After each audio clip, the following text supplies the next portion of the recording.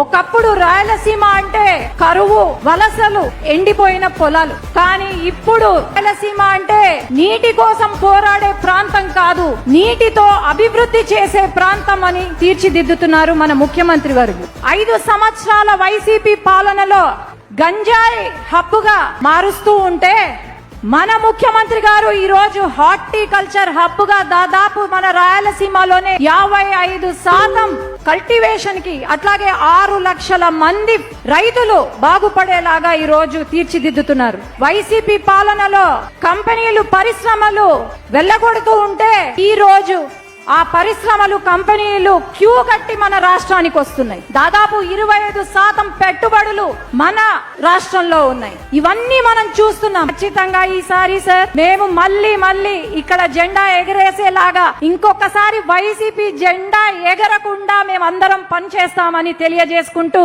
నమస్కారాలు తెలియజేసుకున్నా. జై తెలుగుదేశం, జై హింద్.